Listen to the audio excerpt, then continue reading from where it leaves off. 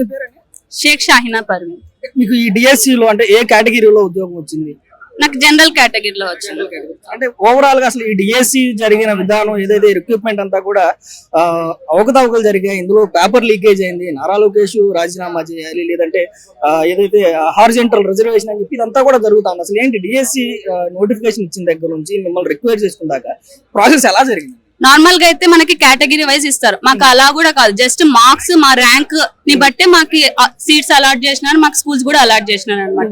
ప్రతిసారి ఏ విధంగా జరిగేదంటే cost category wise జరిగేది, కానీ ఈసారి for the first time roster points మా మార్క్స్ మా ర్యాంక్ ప్రకారమే మాకు వచ్చింది అనమాట. నాకే ఆ దాంట్లో జనరల్ కేటగిరీలో వచ్చింది. అంటే రోస్టర్ పాయింట్స్ ఇచ్చే దాంట్లో కూడా ఏదైతే ర్యాంకుల్లో కూడా ఫస్ట్ ర్యాంక్ వచ్చిన వాళ్ళకి ఇవ్వలేదు, సెకండ్ ర్యాంక్ వచ్చిన వాళ్ళకి ఉద్యోగాలు వచ్చాయి, లేదంటే ఫిజికల్ హ్యాండిక్యాప్డ్ లో ఫస్ట్ ర్యాంక్ వచ్చిన వాళ్ళకి సెకండ్ ర్యాంక్ వాళ్ళకి వచ్చాయని చెప్పి విధంగా అంటే డిఎస్సి పైన ఎన్నో హోప్స్ పెట్టుకుని ఈ రోజు ఉద్యోగాలు తెచ్చుకున్నటువంటి పైన అనేక రకాలైనటువంటి ఆరోపణలు చేస్తా ఉన్నారు. ఎలా అనిపిస్తా ఉందండి? అంటే ఇన్ని సంవత్సరాలు కష్టపడి ఇప్పుడు మళ్ళీ ఫేక్ ఎలిగేషన్స్ పెట్టడం వల్ల జనాలందరూ ఏమనుకుంటారంటే వీళ్ళు ఖచ్చితంగా డబ్బులు పెట్టి కొనుక్కొని వచ్చినారనే ఫీలింగ్ వాళ్ళలో వచ్చేసరి. మేము ఇంత కష్టపడినా గానీ అవే మాటలు మళ్ళీ మేము వినాల్సి వస్తుందని మేము అనుకుంటున్నాం. ఎన్ని సంవత్సరాల కష్టం అంటే డిఎస్సి ప్రిపేర్ అయిన దగ్గర నుంచి అంటే ఉద్యోగం కోసం ప్రిపేర్ అవడం మొదటి రోజు ఎన్ని సంవత్సరాల కష్టం? ఆల్మోస్ట్ 2018 చంద్రబాబు సార్ అప్పుడు డిఎస్సి చేసినప్పుడు మేము రాసినాం 2018 లో. దాని తర్వాత ఆల్మోస్ట్ 5-6 years కష్టపడినాక ఆల్మోస్ట్ 7th year మేము మళ్ళీ డిఎస్సి రాసినాం. అన్ని సంవత్సరాలు మేము కష్టపడి రాసిన ఎగ్జామ్ కి మళ్ళీ ఇప్పుడు ఫేక్ ఎలిగేషన్స్ పెట్టి మేము చూసి రాసినాం, పేపర్ లీక్ అయింది అనే మాట అనేది మాత్రం అయితే నిజం కాదు. అంటే అసలు మీకు ఇచ్చిన ఉద్యోగాలన్నిటి కూడా బర్తరఫ్ చేయాలి, వీటన్నిటి కూడా మళ్ళీ దీనిపైన మళ్ళీ ఎగ్జామ్ పెట్టి దీన్ని కండక్ట్ చేయాలని చెప్పి కోర్టు వరకు కూడా వెళ్తా ఉన్నారు కదా, ఉద్యోగాలు తీసేయాలి అని చెప్పి కోర్టు వరకు కూడా వెళ్ళకపోతా ఉన్నారు. ఇన్ని సంవత్సరాలు కష్టపడి అసలు ఫేక్ ఎలిగేషన్స్ పెట్టి అసలు అది నిజమో కాదు అని చెప్పి ఇంతమంది జీవితాలని రోడ్ మీద పెట్టి మళ్ళీ ఎగ్జామ్ పెట్టడం అనేది ఏమాత్రం నిజం కాదని నేను అనుకుంటున్నాను. అంటే ఓవరాల్ గా అంటే 2018లో అంటే చంద్రబాబు నాయుడు గారు ఉన్నప్పుడే డిఎస్సి నోటిఫికేషన్ ఇచ్చారు, తిరిగి 2024-25లో మళ్ళీ చంద్రబాబు నాయుడు గారే నోటిఫికేషన్ ఇచ్చారు. 5 సంవత్సరాలు నోటిఫికేషన్స్ కూడా ఇవ్వకపోగా 5 సంవత్సరాలు ప్రతి సంవత్సరం మెగా డిఎస్సి పెడతానని చెప్పి నమ్మించి అంటే ఉద్యోగాలు ఇవ్వకపోగా ఈ రోజు ఇచ్చిన ఉద్యోగాలను కూడా ఫేక్ ఎలిగేషన్స్ చేస్తూ ఇవి సరైన విధానంలో జరగలేదు అంటే ఎలా చూడొచ్చు? లిటరల్ గా అంటే ఇన్ని సంవత్సరాలు ప్రతి ఒక్కరిని చూస్తున్నాం కదా, మెంటల్లీ డిప్రెస్ అయి చదివినారు, అటు వదులుకోలేక అటు వేరే జాబ్ కి వెళ్ళలేక ఈ జాబ్ కి కూర్చొని చదివి మళ్ళీ ఎగ్జామ్ అంటే వాళ్ళు ఎంత ఇది లోన్ అవుతారో మీరే ఆలోచించాలి. ఇలాంటి ఫేక్ ఎలిగేషన్స్ పెట్టకుండా దీన్ని ఇప్పుడే ముగిస్తే బాగుంటుందని మేము అనుకుంటున్నాం. అంటే నారా లోకేష్ గారు రాజీనామా చేయాలి, ఏం చెప్తారు? మేమైతే ఒప్పుకోం, నారా లోకేష్ గారిని రాజీనామా చేయాలని అయితే మేము ఒప్పుకోం. అలా అనిపిస్తే పాత ప్రభుత్వమే ఇన్ని పోస్టులు ఉన్నా గానీ ఎందుకు ఫిల్ చేయలేదని మేము క్వశ్చన్ వేస్తాం.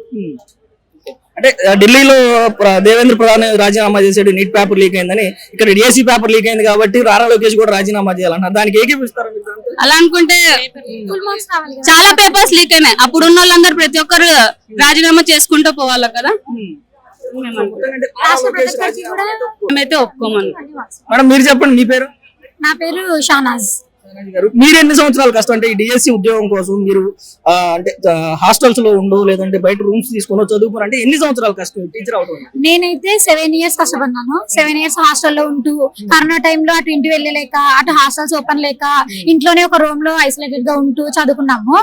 కాకపోతే అంత కష్టపడి రాసినా కూడా మళ్ళీ ఇప్పుడు అదే విధంగా మీరు ఫేక్ సర్టిఫికేట్స్ పెట్టుకొని చేసుకున్నారు అది అంటే కొంచెం బాధ అవుతుంది. ఎందుకంటే కష్టం అనేది ఇప్పుడు బయట ఉన్న వాళ్ళు మేము ఒకటే కష్టం వచ్చాం కదా, సో అది కష్టం అని అంటే ఎవరికైనా కూడా బాధ అవుతుంది. కానీ ఒకవేళ నెక్స్ట్ ఎగ్జామ్ అంటున్నారు కదా, అలా చేసినా కూడా మేము ఖచ్చితంగా మేమే మళ్ళీ ఎగ్జామ్ రాసి మళ్ళీ ఈ మొన్న డిఎస్సి ఎవరైతే రిక్రూట్ అయ్యామో మళ్ళీ వాళ్ళమే రిక్రూట్ అవుతాం. మళ్ళీ పేపర్ లీక్ అయింది అంటున్నారు కదా, మీకు ఇన్ఫర్మేషన్ వచ్చిందా పేపర్ గురించి? పేపర్ లీక్ అయితే అవుట్ ఆఫ్ మార్క్స్ రావాలి కదా, ఇప్పుడు బయట ఉన్న వాళ్ళకి కూడా జాబ్స్ రావాలి కదా. పేపర్ లీక్ అయిందని ఎలా అంటారు? ప్రూఫ్ ఏంటి పేపర్ లీక్ అయిన దానికి కూడా? సో అవుట్ ఆఫ్ మార్క్స్ రావాలి ప్రతి ఒక్కరికి కూడా, అలా కాదు. సో పాయింట్లతో ఇది ప్రభుత్వం అనేది ఎంత పారదర్శకంగా చేసింది అని అంటే అంత ట్రాన్స్పరెంట్ గా మా డిఎస్ అనేది రన్ చేసింది. కాబట్టి వాళ్ళు లీక్ అయింది పేపర్ అన్నా లేకపోతే ఫేక్ సర్టిఫికేట్ పెట్టినారన్నా ఎలాంటి ప్రూఫ్స్ అయితే లేవు వాళ్ళకి. ఆల్మోస్ట్ 30 ఓవరాల్ గా దీనిపైన అంటే కేటగిరీ వైజ్ గా డివైడ్ చేయడంలో లేదంటే హారిజంటల్ రిజర్వేషన్ కి సంబంధించి లేదంటే ర్యాంకింగ్ కి సంబంధించి అనేక రకాలైనటువంటి తప్పులు జరిగాయి. కాబట్టి పేపర్ లీక్ అయింది కాబట్టి నారా లోకేష్ రాజీనామా చేయాల్సింది అంటే డిఎస్సి ఇచ్చే విధానం కూడా రాలేదు నారా లోకేష్ కి, ఎడ్యుకేషన్ మినిస్టర్ గా ఫెయిల్ అయిపోయారని చెప్తున్నారు. ఏంటి ఒప్పుకుంటా అంటే నిజమేనది? అంటే మేము ఏదైతే ఈ 6 years వెయిట్ చేసామో 2 ప్రభుత్వాలను చూసినాం. ఒక ప్రభుత్వం ఏమో ఇస్తామని చెప్పి ఇవ్వలేదు. ఇస్తామని చెప్పి ఇవ్వలేని వాళ్ళు రాజీనామా చేయాలా? పారదర్శకంగా ఇచ్చి ఈ రోజు మమ్మల్ని ఎంతో మంది జీవితాలని ఒక మెట్టి ఎక్కించిన వాళ్ళని రాజీనామా చేయాలా? మీరే చెప్పండి. అంటే మీ ఉద్యోగాల పైన ఏదైతే మీరు చెప్తున్నటువంటి మీ 7 సంవత్సరాల కష్టానికి దక్కినటువంటి ప్రతిఫలాన్ని కూడా ఈ రోజు అంటే చేతి వరకు వచ్చిన దాన్ని కూడా తినే యోగ్యత లేకుండా చేసేందుకు కోర్టులకు కూడా వెళ్తా ఉన్నారు. ఈ ఉద్యోగాలను ఏదైతే డిఎస్సి నోటిఫికేషన్ రద్దు చేయాలి అని చెప్పి కోర్టులు కూడా వెళ్తా ఉన్నారు. ఏంటి కరెక్టేనా? అంటే ఆల్మోస్ట్ మాకు అక్టోబర్ వచ్చి 1 year అవుతుంది. అది ఏదో 1 year కాకముందు మమ్మల్ని రిక్రూట్ చేయకముందు చేయొచ్చు. ఇదంతా ఏదో ఒక పూట నాటకం అనేది మాకు అనిపిస్తుంది.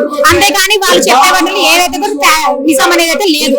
ఎవరో ఏదో ఒక చోట అలా పుట్టిస్తున్నారు తప్ప నుంచి దీంట్లో ఎటువంటి న్యాయం అంటే ఏం లేదు.